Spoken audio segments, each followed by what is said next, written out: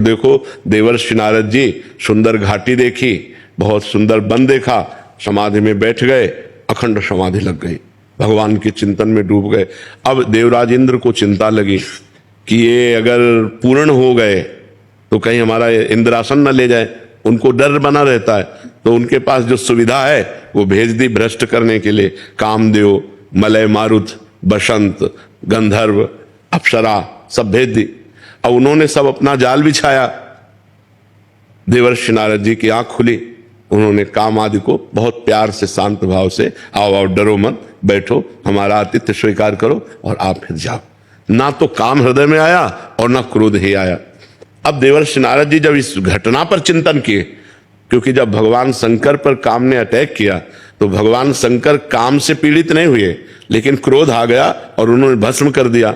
अब वो भगवान शंकर पर गए, वो शंकर जी के पास गए और कहा कि हमने काम पर विजय प्राप्त कर ली और हमें क्रोध भी नहीं आया। तो भगवान शंकर ने कहा, हरि की कृपा से ऐसा है, पर हमारी बात मान लेना, कभी हरि से ऐसा मत कहना, भगवान से कभी ऐसा मत कहना। तो उनको लगा, चूंकि अहम आ चुका था, लगा कि एक क्रोध से युक्त हो गए थे तो हमारा यश निर्मल है, इसलिए कहते चुप रहना, किसी से कहना नहीं। वो सीधे हरि के पास ही गए और भगवान से जाके कहा कि प्रभु, हमने आपकी कृपा से काम को जीत लिया।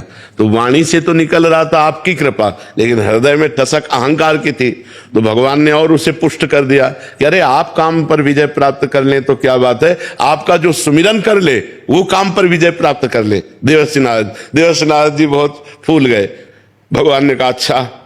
अब देवर्षि नारद जी चले, जो ही वैकुंठ से बाहर निकले, थोड़ी दूर ही चले कि बहुत नगर श्रृंगार किया जा रहा था, सजावट हो रही थी, लोग दौड़ रहे थे इधर से उधर। तो कौतूहलवश नारद जी ने पूछा क्या बात है? बोले यहाँ राजा की राजकुमारी का स्वयंवर है। तो नारद जी के मन में आया कि चला जाए, देखा जाए स्वयंवर। अब विरक्त बाबा जी को स्वयंवर में जाने की क्या जरूरत है, लेकिन देखो घटना, चलो कौतूहलवश ऐसे मौज मस्ती में चले गए। जो ही गए तो वहां के जो राजा थे उन्होंने साष्टांग दंडवत किया। दंडवत प्रणाम, हमारे तो अहोभाग्य देवर्षि नारद जी आप पधारे, लाओ कन्या को बुलाओ और प्रणाम करवाओ और आशीर्वाद दिलवाओ। जी ही कन्या को बुलाया, वो तो महामाया, एक एक अंग सुंदरता टपक रही थी, नौ किशोर अवस्था और बड़ी लज्जा से युक्त देवर्षि नारद जी के देखते ही नारद जी की लंबी सांस आ गई। लंबी सांस का मतलब काम अंदर जागृत हो गया और अभी भगवान से कह के आ रहे हैं कि हम काम विजय करके आ रहे हैं। ना शंकर जी ने रोका था लेकिन नहीं मारे, परम वैष्णवाचार्य जगत गुरु भगवान शंकर की बात नहीं मानी। अब राजा ने कहा कि महाराज कन्या के कर कमल को देखो जरा, रेखाएं कैसी हैं। अब जे ही स्पर्श किया तो नारद जी को बस अंदर भारी व्याकुलता, और जे ही रेखा देखी तो रेखा में लिखा था जो वरेगा वो अजर होगा, वो अमर होगा, लक्ष्मीपति होगा, कितने सद्गुण। नारद जी ने जैसे ही जो कुछ आया बताया, बस इसके बाद वो तो डूब गए, सोचने लगे कि मुझ नारद से ब्याह कैसे करेगी और मुझे ही ब्याह करना है, मेरे परम हितैषी भगवान श्री हरि है। ये बात देखो बहुत जोर की है कि माया से मोहित होने पर भी किसी अन्य का आश्रय नहीं लिया, उनका मेरे परम हितैषी भगवान हरि है। एकांत में गए और भगवान श्री हरि का सुमिरन किया तो भगवान प्रकट हो गए, बड़े कौतुकी। कहो देवर्षि नारद। बोले प्रभु बहुत बड़ी समस्या है। क्या समस्या है? बोले अब इस समय भजन साधन कुछ बनेगा नहीं, हमको उस राजकुमारी से ब्याह करना है, तो हमें हरि रूप चाहिए, आप करो जे। और एक बात और कह दी, जे विधि हो ये नाथ हित मोरा, करो सुबेग दास में। जिस तरह मेरा हित हो, वो हित यही समझ रहे कि सुंदर रूप मिल जाएगा भगवान का, वो राजकुमारी हमको वरण कर लेगी।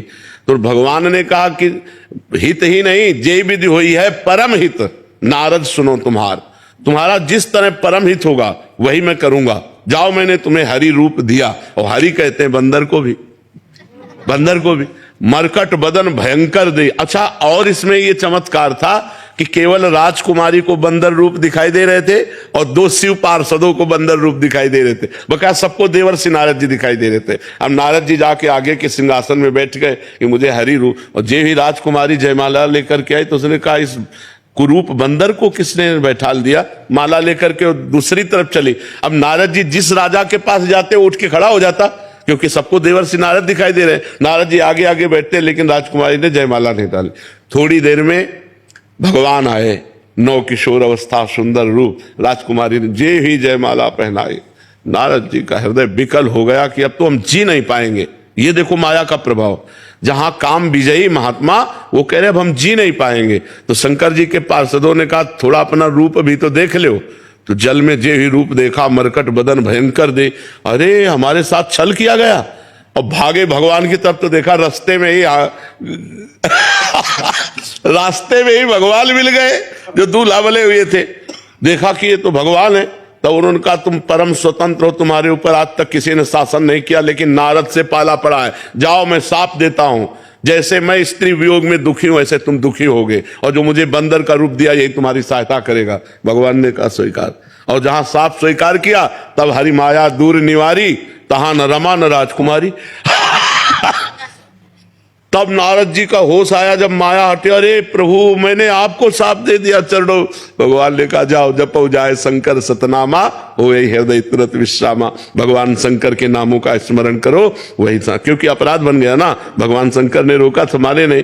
तो बड़े बड़े महात्माओं को जब कभी अहंकार आ जाता है, अब गरुड़ जी को अहंकार आ गया, जब देखा कि मेघनाथ को भगवान ने युद्ध में परास्त कर रहे, तो मेघनाथ ने नागपाश का प्रयोग कर दिया।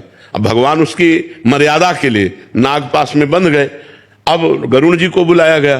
तब गरुड़ जी ने सोचा ये हमारे भगवान है, ये तो हमारे ऊपर सवारी करते हैं और हम इनको आज मुक्त करेंगे नागपाश से, नहीं तो साधारण मनुष्य की तरह बंधे पड़े हैं। क्या ये वही भगवान है जो मेरे ऊपर विराजमान होते हैं? अब बड़ा संशय हो गया, बड़ा संशय। नागपाश से मुक्त तो किया, लेकिन ये विश्वास में संशय खड़ा हो गया कि भगवान है कि नहीं है। तो फिर भगवान शंकर के पास गए। तो भगवान शंकर ने कहा काकभूषुंड जी के पास जाओ। तो उमा ने कहा कि आपने क्यों नहीं समझा दिया? तो बोले कीन हो इसका बहु अभिमाना, सो खोवन चा कृपा निराना, खग जाने खगही की भाषा, ताते उमा गुप्त करे राखा। मैंने इसीलिए बताया कि अब ये पक्षियों में सर्वश्रेष्ठ गरुड़ जी हैं। जब पक्षियों में सबसे नीच काक कौवे के पास जाके नीचे बैठेंगे तब इनको समझ में, इनका अहंकार दूर हो जाए। काकभूषुंड जी तो महान भजन के मूर्तिमान स्वरूप, तब वहां जाकर के अभिमान का मोचन हुआ।